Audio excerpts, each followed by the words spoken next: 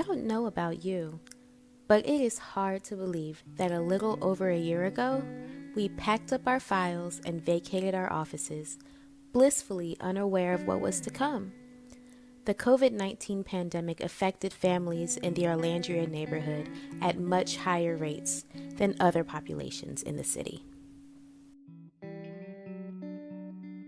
Almost 50% of individuals tested in May had positive results. Almost 2/3 of Orlandria workers were furloughed from or lost their jobs. To help give context, before the pandemic, 44.2% of families in Orlandria earned under $38,000 annually, which is less than 34% of the median income for a family of 4 in Alexandria. In this neighborhood, 43% of the children lived in poverty. Our community of supporters rallied together to help in amazing ways. We established a COVID-19 emergency relief fund to make sure that we had funds designated for helping the residents specifically with COVID needs. Here are just some of the ways that our supporters provided hope and a way forward for the residents of the Orlandria, Chiralagua neighborhood. By the way, you will hear Orlandria and Chiralagua used interchangeably here. Orlandria is the official name for the neighborhood and is a mashup of Arlington and Alexandria. Side note, if you are a Foo Fighters fan, you might recognize the song by the same name that pays tribute to the neighborhood where Dave Grohl grew up. During the late 1970s and 1980s, Central American immigrants settled in the neighborhood and established its nickname of Chiralagua, after a town in El Salvador where so many were from.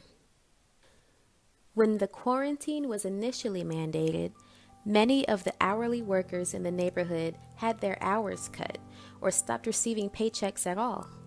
And of course, the kids were home from school. Our case manager, Charlene, suggested that our residents in the transitional housing program write down their feelings about the quarantine as a therapeutic activity. Here is one of our clients sharing in her own words. Please excuse the beeping of the smoke detector. It can be a bit distracting. While I'm not a stranger to adversity, I'm finding it difficult to accept the everyday reality that this pandemic has thrust upon us all. Without a moment's notice, we've all been asked to turn our daily habits upside down and inside out. I'm 60-something, a retiree, working part-time, taking care of my grandchildren, and planning for their future. The next minute, the rug is being pulled out from beneath me. How am I supposed to build or plan my next move in all of this chaos? I'm a healthy, strong, mentally and physically, and I make the effort to put my best foot forward, trying to keep up with life's constant changes and many times falling short, but I never let it stop me. I keep moving on. I don't appreciate being told what I can or cannot do in life because I believe there's always a way to get the things you need, want, or desire, even if you have to ask for another's help. There's no disgrace if you need help. I appreciate all of the support and assistance that I get from concerned parties, which help me to cope every day on a daily basis. Because without it, I might make poor choices in this pandemic time. All of the children have been pulled out of schools, and my grandchildren have their own fears.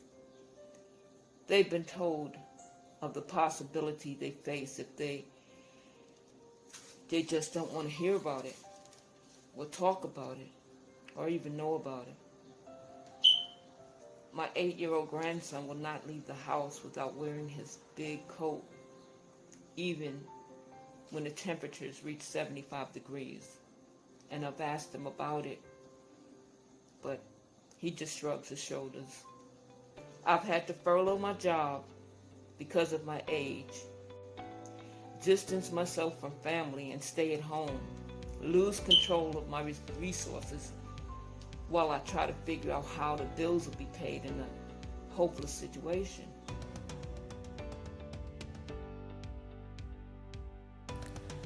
We knew that our residents needed personal protective equipment and cleaning supplies, and we started purchasing and distributing these items. We were also fortunate to receive grants to help cover necessary supplies. As the spring moved along, we adjusted to working and staying in our homes while continuing to help our residents. We worked with local restaurants to provide hot meals. Saturday morning breakfast from Al's Steakhouse was a favorite. Our families are also fortunate to have fresh bread donated weekly by Great Harvest Bread. A neighborhood resident with a truck helped pick up and provide safe delivery of the meals. Other favorites are Topper's Pizza and Kearney produce boxes. Over 400 meals and over 330 produce boxes have been delivered. The kids from the neighborhood created heartfelt thank you messages for the frontline workers. Spring 2020 was also the census count. With grants from ACT for Alexandria, Community Lodgings was able to provide gift cards to families that completed a census form. 100% of our transitional residents completed the census. While our spring fundraising event, Celebrating Success, was necessarily canceled, we still had much to celebrate. We had a student graduate from T.C. Williams, and she has now started her college career at Old Dominion University. Go Monarchs! We sent her off with some amazing items for her dorm room. Also, we celebrated when one of our transitional residents, a single mother with a young toddler, successfully transitioned into permanent housing. To keep connected with our friends, volunteers, and community supporters, we started our Wind Down Wednesday concert series so we could share an hour each month enjoying beautiful music together. As the summer moved along, we all began to miss the routines of summer. We were fortunate that a neighbor helped to plant and tend our community garden. By the time our students started summer camp, the vegetables were ready to harvest and share with their families. We are grateful to the amazing staff at Neighborhood Health who worked tirelessly to provide COVID-19 testing to the residents of Chiralagua. They also placed hand sanitizing stations outside of our buildings. The highlight of the summer was starting our summer camp. 17 children were able to participate in arts and crafts outside with appropriate safety precautions. They also participated in amazing virtual museum tours from the Smithsonian. As a way to allow the kids to strengthen their literacy skills, we hosted Camp Readaway, where the participants logged the number of hours they read each evening. A surprising twist was the number of times the readers logged reading to their younger siblings to help keep them entertained. At the end of the readathon, all participants received gift cards to Barnes & Noble, and the top readers in 3 different age groups received a year-long subscription to a book club, and they have been receiving new books each month. We were also grateful to have guest readers like Police Chief Michael Brown and School Superintendent Dr. Gregory Hutchings inspire our students. Sometimes you will say something and no one will be listening. But keep saying what is in your heart, and you will find someone who listens. Community Lodgings was also grateful to participate in the Alex Cares program, sponsored by ACT for Alexandria and the City of Alexandria. We were one of 7 community partners who distributed prepaid grocery cards to struggling families. In total, this program helped over 7,000 families. We were thrilled for September and the start of our out-of-school time program. Although it looked a little bit different with masks, temperature checks, social distancing, and hand sanitizing.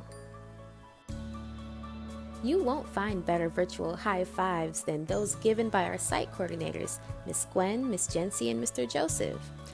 Although our class size had to be cut, we have been able to safely provide homework assistance, enrichment, and healthy meals to 60 students this academic year. By the brisk autumn chill of October, we recognize several challenges our Landria residents face that limit some Landrians' ability to obtain stable jobs with a livable wage. 57% speak only Spanish, and many are illiterate in both Spanish and English. Low levels of language and computer literacy inhibit the ability to search for new jobs, fill out job applications, and answer questions in a face-to-face interview. While on the job, communicating with employers and other employees is challenging, and at home, parents struggle to give their children the support they need with their studies. This is one of the key factors in a child's success in grades pre-K through 12.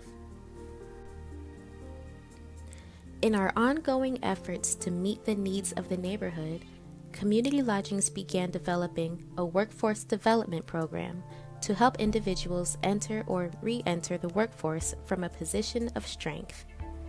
Because literacy and education are tied so closely to job options and pay increases, the need for basic language skills becomes the logical starting point for economic success.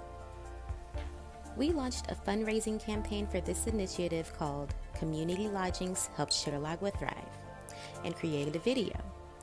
With the help of grants and our community of supporters, we are excited to launch this initiative soon. It takes a very long time for our Arlandria Chiralagua community to return to normal. Many residents have been unable to return to work or have returned with substantial reduced hours. For others, their jobs no longer exist. As businesses shut down for good, workers are struggling to find new jobs. For our residents, the lack of English or job skills are hurting their ability to find a new job. Community Lodgings is now organizing a workforce development program.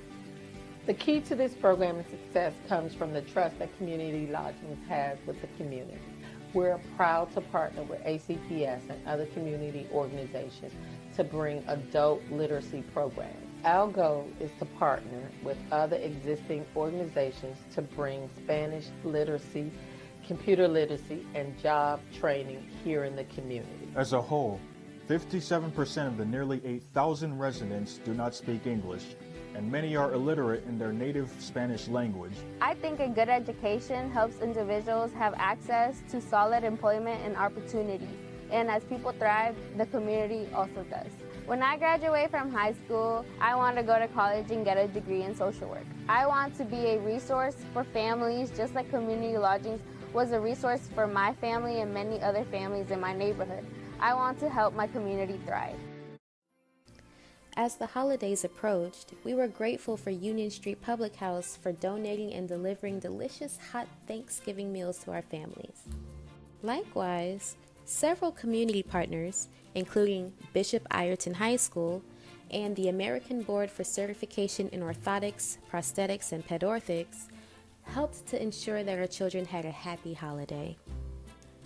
As we started looking ahead to 2021, and thinking of all the challenges we faced during 2020, we wanted to emphasize how hopeful and optimistic the students in our program have been. Their joy keeps us going each day, and we wanted to share that with everyone. So, we came up with our Messages of Hope campaign, where we created yard signs from our students' favorite sayings and drawings. We're still selling those signs with a goal of sharing hope to the entire community. These days, we all could use some encouraging words to help keep us motivated. Our students shared some pictures of their favorite quotes, and we turned them into something you can use to help spread a little more hope in the community. Right now, you can order a Message of Hope yard sign featuring quotes and pictures from our very own students.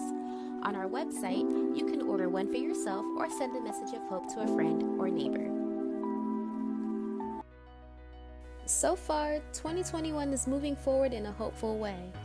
Vaccines have arrived, and our friends at Neighborhood Health have hosted a vaccine clinic in the neighborhood. Happily, our students have started back to school in person several days per week, but we know that there is still great work to be done. The students have much work ahead to make up for the time they were remote learning, and many of our residents are still struggling with job loss and facing the challenges of putting food on the table. The COVID-19 pandemic has challenged the Chiralagua community in many ways. However, when we see how these families have faced the challenges against them, we know that they are superheroes. And we know that our community of supporters are superheroes too.